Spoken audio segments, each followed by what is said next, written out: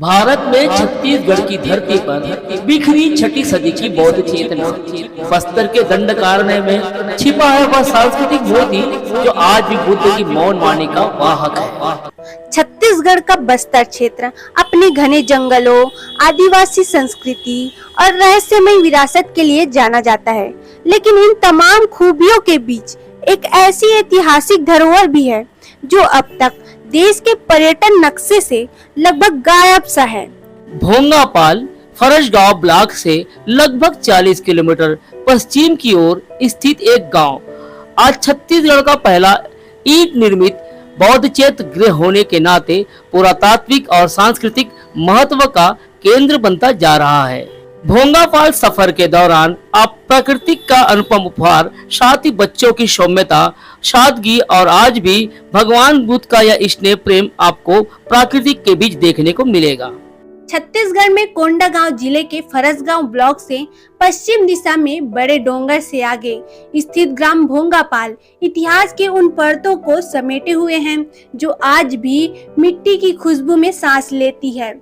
यहाँ की लाल माटी और गहराए सन्नाटे के बीच एक चैत्य मंदिर के भग्नावशेष सामने आए जो छत्तीसगढ़ का प्रथम और एकमात्र ईंट निर्मित बौद्ध चैत्य गृह है। इस क्षेत्र में बौद्ध धर्म की पैठ और उसकी समृद्धि स्थापत्य परंपरा का यह प्रमाण 5वीं-6वीं शताब्दी ईस्वी की ओर इशारा करता है। भोंगापाल बस्तर की वादियों में छिपा 6ठी सदी का एक बौद्ध धरोहर दक्षिण को उत्तर से जोड़ने वाली संस्कृति की कड़ी है। बस्तर केवल एक भौगोलिक क्षेत्र नहीं बल्कि सभ्यता और संस्कृति की अनकही दास्तान है। इन्हीं गहन वनों में जहाँ प्रकृति ने अपने रंग बिखेरे हैं तो वही छुपे हैं प्राचीन बौद्ध चैत्य गृह के अवशेष। खामोश गवाह है उस दौर के जब यह भूभाग एक जीवंत बौद्ध केंद्र था। भोंगापाल के जंगलों में बसी एक अनसुनी इबारत जो जंगलों के बीच छुपा एक स्थापत्य 6ठी सदी के इस प्राचीन चैत्य बौद्ध गृह के अवशेष 1990-91 में भारतीय पुरातत्व सर्वेक्षण विभाग द्वारा खोजे गए थे। लाल माटी से बने स्टीले पर ईंटों की जो संरचना दिखाई देती है वह इस बात का प्रमाण है कि यह स्थान कभी ध्यान, दर्शन और शांति का केंद्र रहा होगा।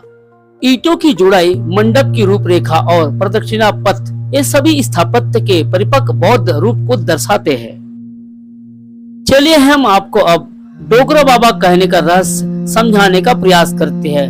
लोक परंपरा चैत्य गृह के भीतर एक ध्यानमग्न भगवान बुद्ध की प्रतिमा स्थापित है जिसे ग्रामीण डोगरा बाबा कहकर पूजते हैं। डोगरा बाबा का मतलब हालांकि यह भी कह सकते हैं कि बुजुर्ग, ज्ञानी, सम्मानी पुरुष के लिए यह शब्द प्रयोग होता है। हालांकि प्रतिमा खंडित है और भगवान बुद्ध के दोनों ही हाथ अब उस तरह से नहीं है जिस तरह से प्रतिमा पहले बनाई गई होगी। हालांकि आज भी भगवान बुद्ध की प्रतिमा का प्रभाव देखने को मिलता है। भगवान बुद्ध के जितने भी फॉलोअर्स इस एरिया में रहते हैं उनके अनुसार वे मान्यता और प्रभाव को देखते ही है साथ में भगवान बुद्ध के प्रति वो आस्था भी रखते हैं। स्थानीय मान्यता के अनुसार कभी लोग मूर्ति को खरोच कर चूर्ण बनाकर सम्मोहन साधक में प्रयोग करते थे जिसकी वजह से प्रतिमा खंडित हुई और क्षतिग्रस्त रूप में हम देखते हैं। ये केवल भौगोलिक क्षेत्र नहीं, ये ऐतिहासिक और संस्कृति की एक अनकही धरोहर है।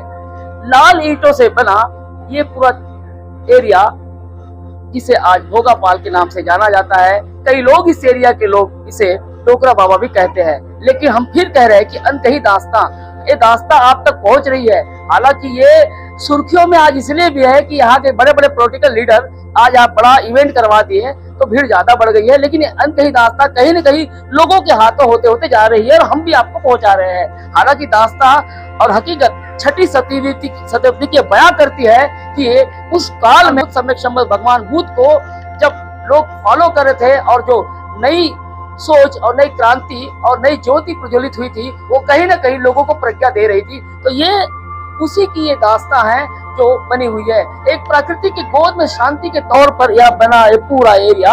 आप देखेंगे कि लाल ईंटें, इस ईंटें जो ईंटें बने इसकी जो लंबाई चौड़ाई है वो आज की नहीं लगती और नहीं है। एरिया देखेंगे तो कहीं ना कहीं उस समय जितने लामार होंगे या जो भी भगवान बुद्ध के फॉलोअर होंगे तो आप ईंटे की चौड़ाई देखिए, और ईंटे की चौड़ाई देखने के बाद आप समझ सकते हैं कि जो स्टेप टू स्टेप ईंटा है, और अब यहाँ पर जो भगवान बुद्ध की जो भग्न अवशेष में प्रतिमा है वो कहीं ना कहीं खंडित होती है, तो कहीं इसको संवारने की दरकार है। तो ये ईंटे देखिए, ईंटे की साइज देखिए, लोग आ रहे हैं जा रहे हैं, फोटो खिंचा रहे, अच्छी बात है। इसके बारे में ऐतिहासिक प्रमाण भी देखने चाहिए और मिले तो सोचना समझना चाहिए। हम आपको दिखा दें कि जो एरिया बना हुआ है तो उस समय कहीं ना कहीं एक एक एरिया वो विपश्यना का केंद्र रहा होगा। और आप खंड देखेंगे कि जब जब कोई स्तूपा देखने जाते हैं तो उस स्तूपा में वो एरिया मिलता है, 1 2 3 4 पूरे आप सराउंडिंग जाएंगे तो देखेंगे और अनुमान लगा पाएंगे कि उस काल में इस चैत्य का कितना प्रभाव रहा होगा। आप जैसे ही चैत्य स्तूप के अंदर एंटर करेंगे वैसे ही भगवान बुद्ध की ध्यान मुद्रा में बैठी सौम्य प्रतिमा दिखाई देगी। हालांकि दोनों ही हाथ अभी क्षतिग्रस्त है, लेकिन इसके बावजूद भी आप प्रतिमा को देखकर शांति की अनुभूति कर पाएंगे। इस चैत्य स्तूप के हाफ सर्कल के केंद्र में अधिकतर महायान अनुयायियों की स्मृति का प्रभाव दिखाई देता है। भोगापाल में भगवान बुद्ध की प्रतिमा विशाल पट्टे से बनाई गई है। यहाँ की बुद्ध प्रतिमा एक महत्वपूर्ण सांस्कृतिक और ऐतिहासिक धरोहर है और यह प्रतिमा ध्यान मुद्रा में निर्माण की गई है। जानकारों के मुताबिक यह पूरा एरिया 6ठी शताब्दी काल में नल वंश के दायरे में आता था। पूरा एरिया 6ठी शताब्दी में छत्तीसगढ़ क्षेत्र के नल वंश के राजाओं के अधीन था। उनका प्रभाव भी मुख्य रूप से देखते ही बनता था, ऐसा बताया जाता है।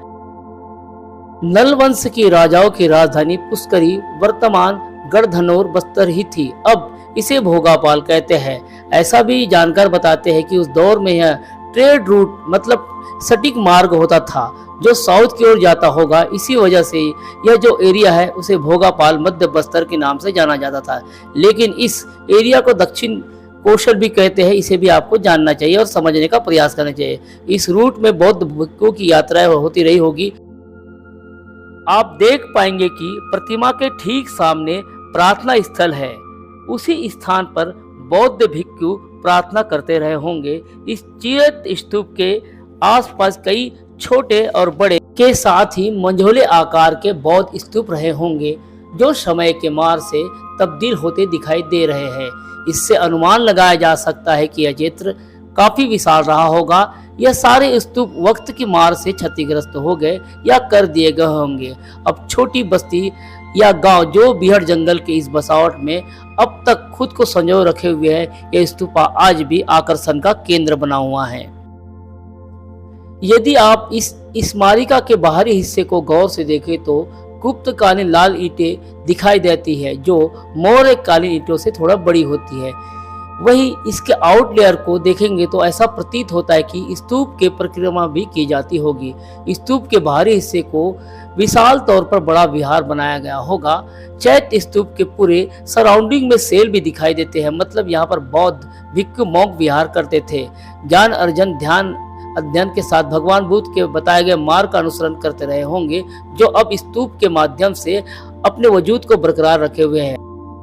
हालांकि चैत्य स्तूप से लगे सारे सेल पूरी तरह डैमेज हो चुके हैं जो अपने अस्तित्व को खामोशी और अपने हिस्से को किस्से के तौर पर दर्शा रहे हैं। इस पूरे क्षेत्र को नई तकनीक की मदद से खोजे जाने चाहिए। एरिया से लगे छोटे बड़े और मंझोले विहार और भी मिल सकते हैं। निश्चित तौर पर मूल निवासियों का संबंध बौद्ध स्तूप से रहा होगा, मतलब स्थानीय मूल निवासी का परिचय और संबंध पहले से ही भगवान बुद्ध से प्रतीत होता दिखाई देता है। चैत्य स्तूप से लगे सभी स्मारकों को गौर से देखें तो सभी स्मारक यू आकार में बने हुए हैं। एक खंडित लेकिन दिव्य बोधिसत्व की प्रतिमा जो ध्यान मुद्रा में बैठी हुई है आज भी साधना की निशब्द पुकार है। प्रतिमा के ठीक दूरी पर रानी टीला है जहां सप्त मातृका की मूर्तियां ध्यान और शांति सेतु का प्रतीक है। लाल ईंटों में बसती है चेतना। स्थापत्य का सांस्कृतिक संवाद भोगापाल के बौद्ध चैत्य सप्त मातृका मंदिर साथ में लगे शिव मंदिर तीनों ही टीले ऊंचाई पर स्थित है।